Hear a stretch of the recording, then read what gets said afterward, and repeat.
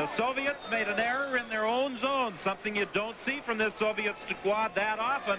Fleury jumped on it, and the native of Russell, Manitoba makes it a 3-1 game. The interesting thing about this Russian team, they won the Four Nations Cup. They won the Four Nations Cup, and the only thing they changed, that's beating Czechoslovakia, Finland, and Sweden, and with the same basic team, and the only thing they changed from that since last September is their defense. I think they'll be changing it again.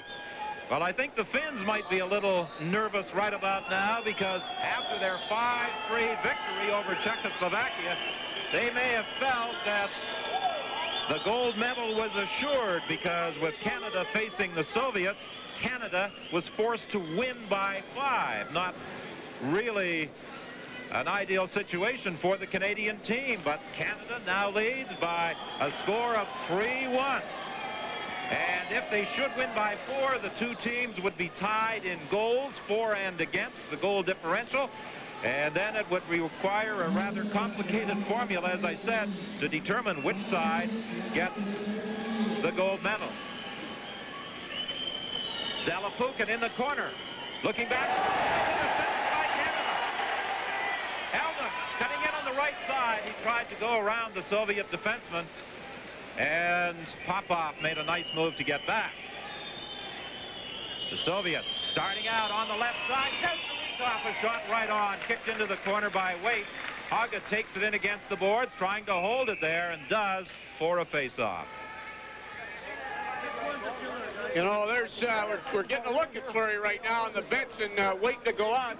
That he has been outstanding with his quickness, and which is really an advantage with this in international play with the long passes, which is somewhat, especially this big ice surface time. And Freddie Walker is going to talk to him, I guess, during the intermission, I understand. Yes, Fred Walker of CBC Radio, who is working with us on the telecasts, will talk to him during the intermission. And back in the studio, Brian Williams and Don Cherry are standing by. Do you think Grapes likes this performance by the Canadian team? Well, I'll tell you what, you can be sure Grapes likes that kind of hockey in the corners, work the front of the nets and work the corners. That's Grapes' game, and I'm sure he's excited right back there in the studio right now. I'm sure he'll be saying, give me a guy like that, Fleury, 5'10", 160 pounds, physically aggressive, bumping people. And indeed, the young man who plays for the Moose Jaw Warriors has been, and he scored 2 goals so far tonight. You know, that Hogland kid who's only 5'10" on the blue line's been outstanding. We've seen some big guys in trying to knock him around, and he always takes the hit to make the play, and I'm sure Don will talk about that. That's so important when you got a young kid. You got the big heart, and you're willing to take that hit. That's the toughness that you look for. Just 11 seconds remaining in the period. 3-1, Canada in front. Dumped down the ice by the Canadian team. This will produce another icing call with just 3 seconds remaining in this first period. That Canadian bench has to be pumped up with their performance during the first 20 minutes. They have moved into that 3-1 lead thanks to a 2-goal performance by Theron Fleury and an unassisted tally by Dave Latta. Just tie it! Just tie it! I'm up! The face-off back in the Canadian zone to the left of Jimmy Waite. I guess the people in Russell, Manitoba, where Theron Fleury's from, will be just as fired up as those people in Seaforth, Ontario. But I'd be surprised if the whole country wasn't that excited right now. Well, wherever you're looking in this afternoon, we hope you're enjoying the action, and this could very well be a gold medal performance by the Canadian team. The first time Canada won a gold medal was in 1982. Jerry Basson was the manager of that team, and then in Helsinki, Finland in 1985. From the face-off, a shot blocked, and there's the horn ending the period. Medvedev took a shot that was blocked by one of the Canadian players after the whistle, but again, it's very difficult to hear the whistle. So after one period, it's 3-1. The Canadian team leading the Soviet Union. Theron Fleury with a 2-goal performance, another by Dave Latta. Shesterikov has scored for the Soviet Union. We have an interesting intermission coming up for you. We invite you to stay with us. We'll be back after this.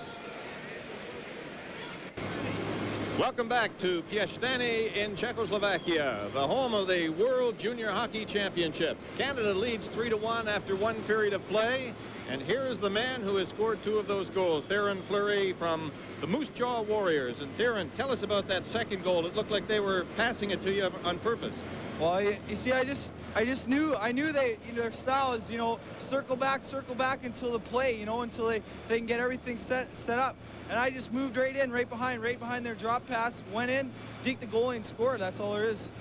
How tough is it out there? It looks very, very rough.